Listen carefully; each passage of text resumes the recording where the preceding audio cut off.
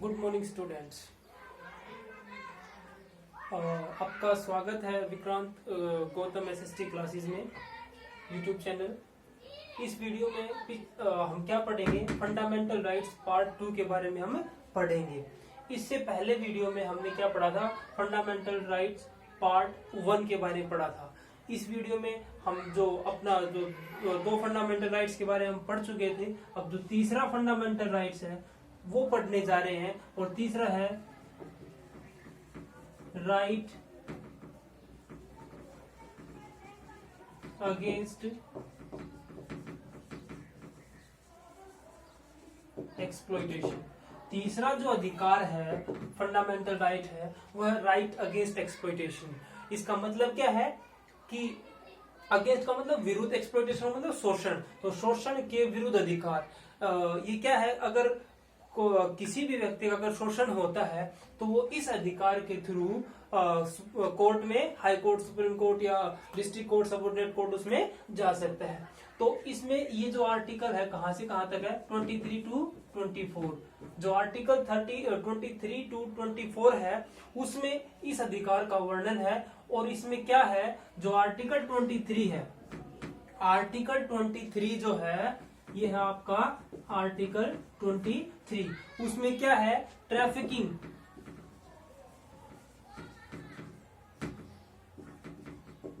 Trafficking of human beings, बेगार,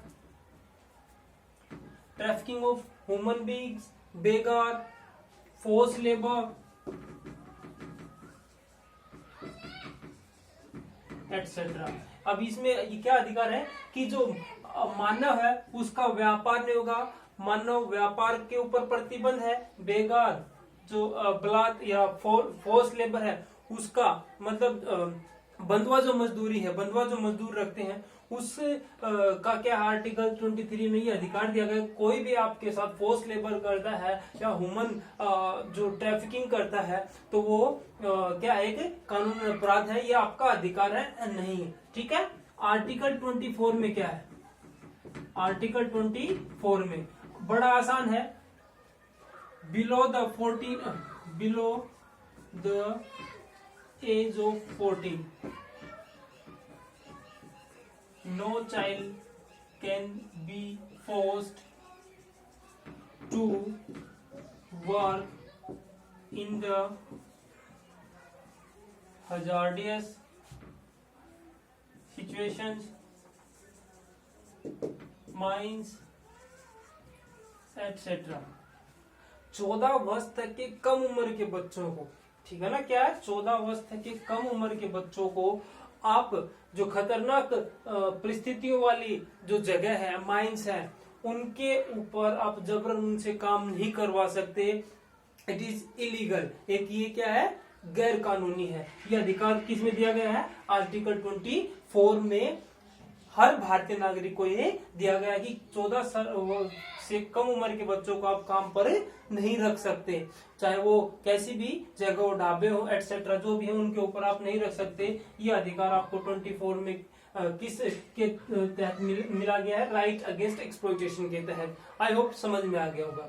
fourth जो right है वो पढ़ते हैं, right to freedom of religion. इसका मतलब क्या है, धार्मिक स्वतंत्रता का अधिकार, धार्मिक स्वतंत्रता का अधिकार। ये जो है अधिकार, धार्मिक स्वतंत्रता का अधिकार है। This right covered 25, 26, 27, 28 articles.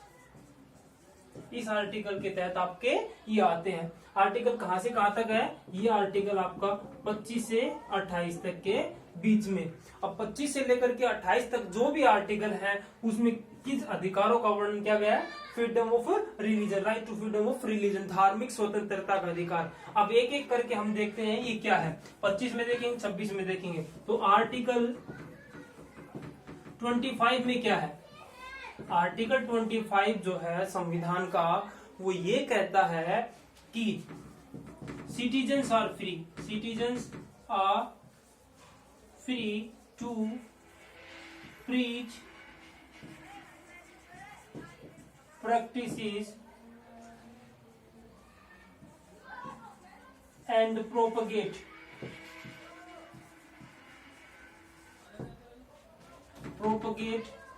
any religion of their choice। ये अधिकार कहता है, आर्टिकल 25 ये कहता है कि आप जो नागरिक है वो क्या है, फ्री है, वो अपने धर्म की क्या कर सकते हैं, उपदेश दे सकते हैं, उनको प्रैक्टिस कर सकते हैं, प्रोपगेट प्रचार कर सकते हैं अपनी चॉइस के अनुसार, अपनी मर्जी के अनुसार वो कोई भी धर्म जो है अपना सकते हैं, प्रोपगेट उसका प्रचार कर सकते हैं, उपासना कर सकते हैं। ये आर्टिकल 25 में हर भारतीय नागरिक को दिया गया है। आर्टिकल 26 क्या कहता है? आर्टिकल जो 26 है वो ये कहता है कि जो रिलीजियस मैनेजमेंट है वो क्या है, रिलीजियस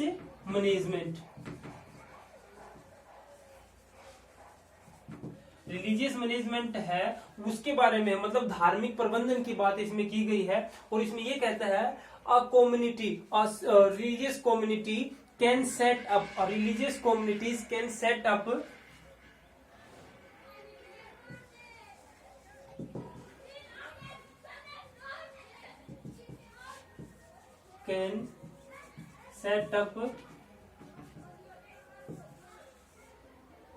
charitable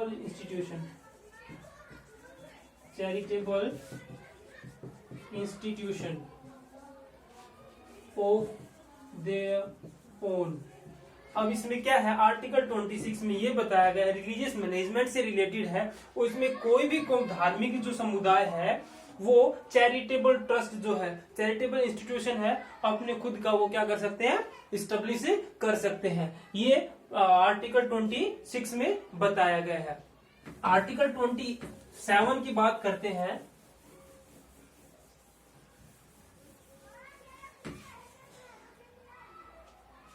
आर्टिकल 27 में आर्टिकल 27 उसमें क्या है, आर्टिकल 27 ये कहता है कि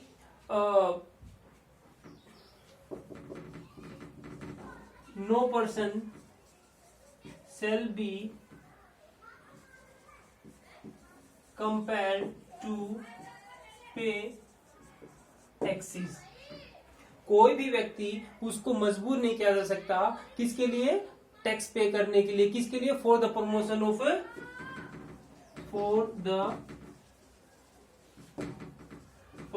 ऑफ एनी रिलीजन। किसी भी धर्म के लिए, उसके प्रमोशन के लिए किसी भी व्यक्ति को कंपेल्ड नहीं किया जा सकता। ये आर्टिकल 27 जो है वो अधिकार देता है हर भारतीय नागरिक को। आर्टिकल 28 में बात करें तो जो शैक्षणिक इंस्टीट्यूशन है या धार्मिक जो रिलीजियस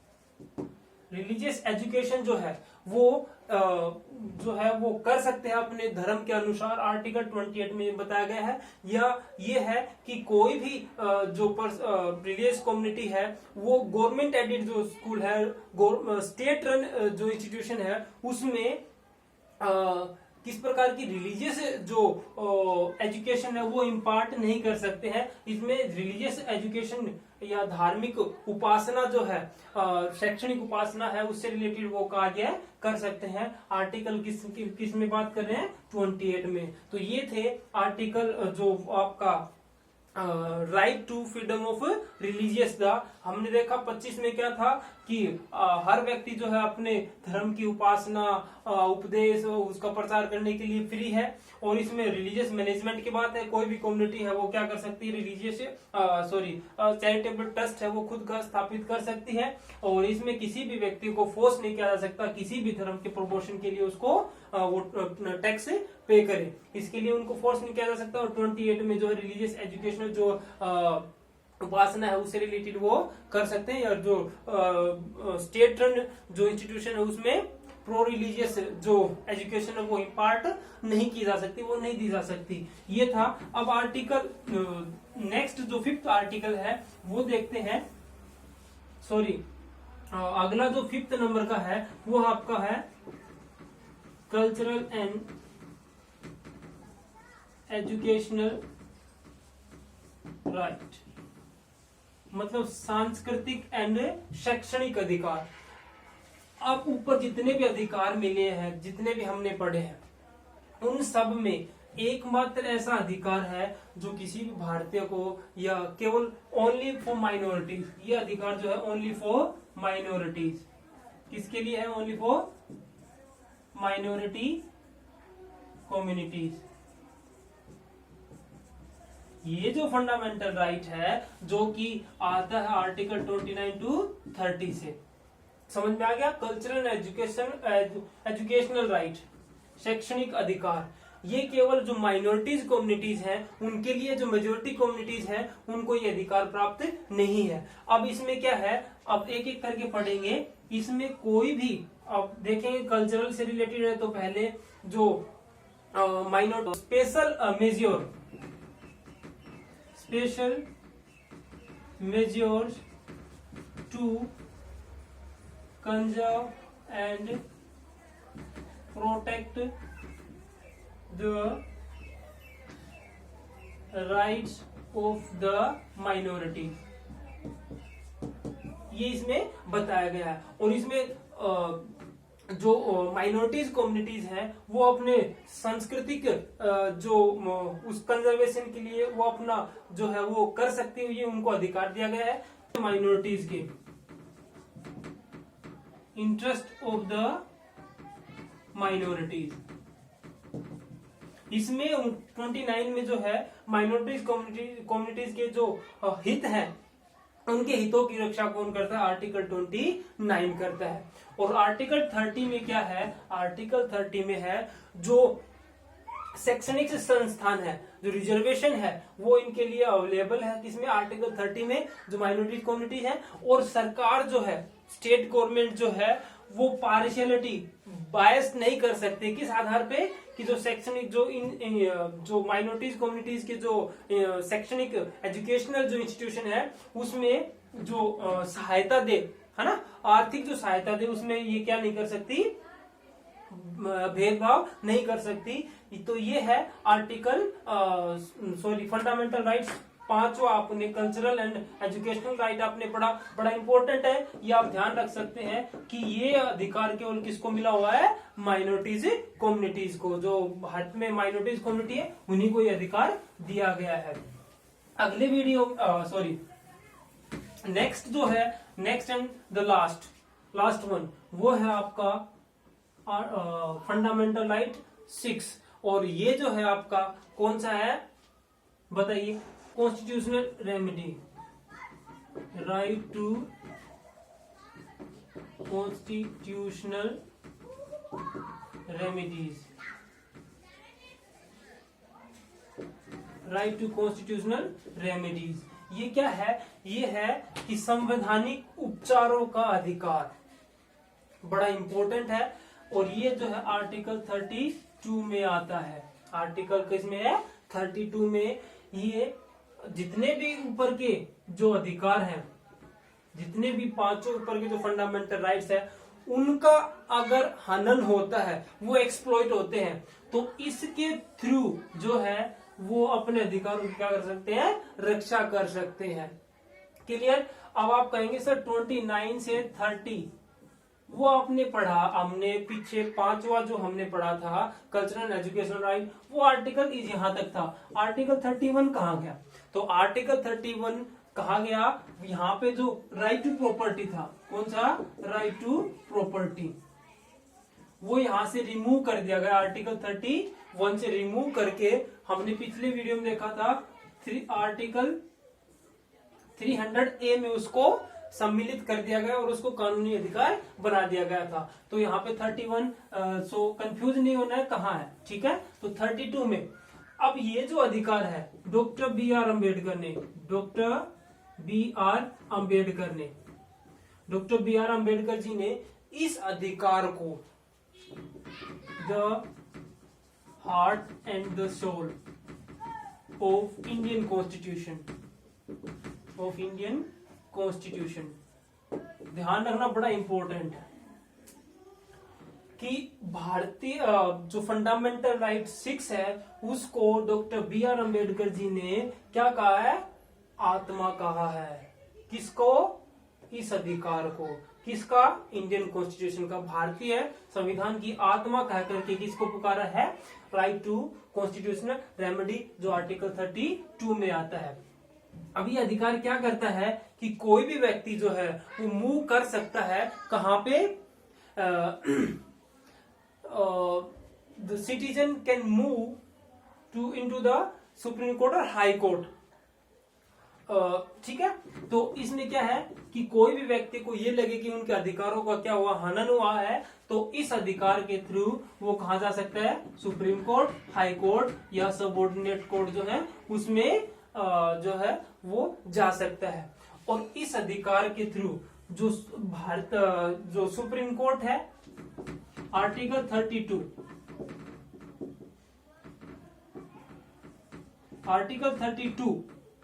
ठीक है, आर्टिकल 32 के तहत सुप्रीम कोर्ट और आर्टिकल 26 के तहत हाई कोर्ट जो है वो 5 तरह की रीट जारी करता है। क्या करता है, 5 तरह की रीट जारी करता है, ठीक है।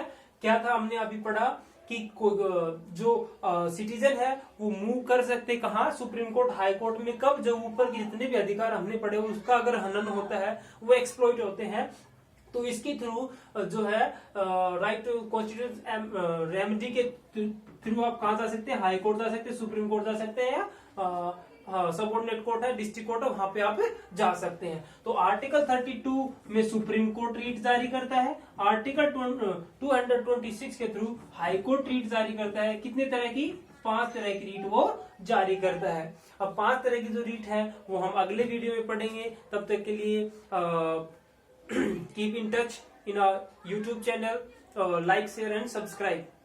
Vikrant Gautam SST classes. Thank you.